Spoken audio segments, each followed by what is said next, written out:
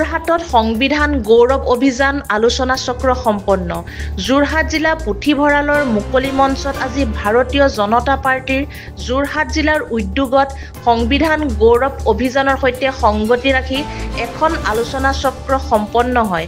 ভাৰতীয় জনতা পাৰ্টি যোৰহাট জিলা সমিতিৰ শান্তনু পূজাৰীৰ সভাপতিত্বত অনুষ্ঠিত সভাখনত বিশিষ্ট অতিথি হিচাপে যোৰহাট সমষ্টিৰ বিধায়ক হিতেন্দ্ৰনাথ গোস্বামী, মৰিয়নি সমষ্টিৰ বিধায়ক ৰূপজ্যোতি কুৰ্মী, প্ৰাক্তন জিলা সভাপতি হেমন্ত কলিতা, উপপৌৰপতি দিলীপ দত্তকে ধৰি বহুকেইগৰাকী গণমান্য ব্যক্তি উপস্থিত থাকে।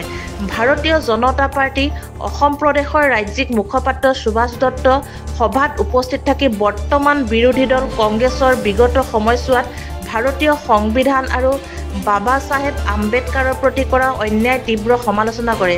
দেশত ইমাৰ্জেঞ্চি, ৰাজ্যত ৰাষ্ট্ৰপতি শাসনৰ দৰে কুকাৰ্য কৰা কংগ্ৰেছ দলৰ হাতত সংবিধান সুৰক্ষিত নহয়। কংগ্ৰেছ নেতাসকলৰ মুখত সংবিধান ৰক্ষাৰ দৰে বাণী শোভা নাপায় বুলিও তেওঁ উল্লেখ কৰে। ইয়াৰ লগতে ভাৰতীয় সংবিধান আৰু আম্বেদকাৰৰ প্ৰতি ভাৰতীয় জনতা পাৰ্টিৰ চৰকাৰে কৰা কামৰ খাতিয়ান দাঙি ধৰি তেওঁ উল্লেখ কৰে যে ভাৰতীয় জনতা পাৰ্টিৰ চৰকাৰে বাবা চাহেব আম্বেদকাৰক ভাৰত ৰত্ন প্ৰদান কৰিছিল। আজিৰ অনুষ্ঠানত বহু সংখ্যক বিশিষ্ট লোক উপস্থিত থাকে। পঞ্চায়ত নিৰ্বাচনৰ কাৰণে আমাৰ প্ৰস্তুতি আছে, কিন্তু গুৱাহাটী উচ্চ ন্যায়ালয়ৰ যিটো ৰায়দান এইটো অলপমান দেৰি হ'ল।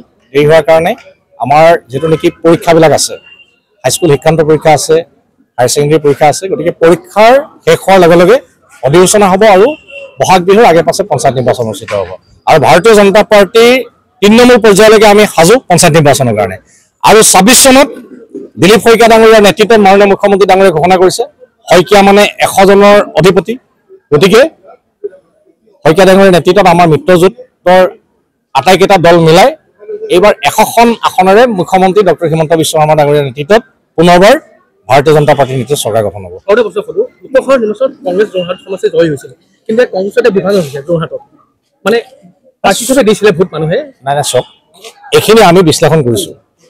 যোৰহাটত লোকসভা নিৰ্বাচনত পৰাজিত হোৱাৰ পিছত যোৰহাট জিলাৰ 4টা বিধানসভা সমষ্টিত আমাৰ প্ৰত্যেকটোতে আমি গড়ে ৫০,০০০তকৈ ওপৰত আমি সদস্য ভৰ্তি হৈছোঁ। তিতাবৰতে কওক, যোৰহাটতে কওক, মৰিয়নিতে কওক বা তিয়কতে কওক। আৰু তাৰপিছত আমি ইয়াতে আমাৰ 100% আমি বুথ কমিটি গঠন কৰিবৰ কাৰণে সক্ষম হৈছোঁ। আৰু যিহেতু নিৰ্বাচনী তত্ত্বাৱধায়কৰ দায়িত্বত মই আছিলোঁ, গতিকে বুথলৈকে মই গৈছোঁ। আৰু বুথ কমিটি গঠনৰ পিছত আমি একেলগে 14টা মণ্ডলৰ আমি সভাপতি নিৰ্বাচন কৰিছোঁ গণতান্ত্ৰিকভাৱে।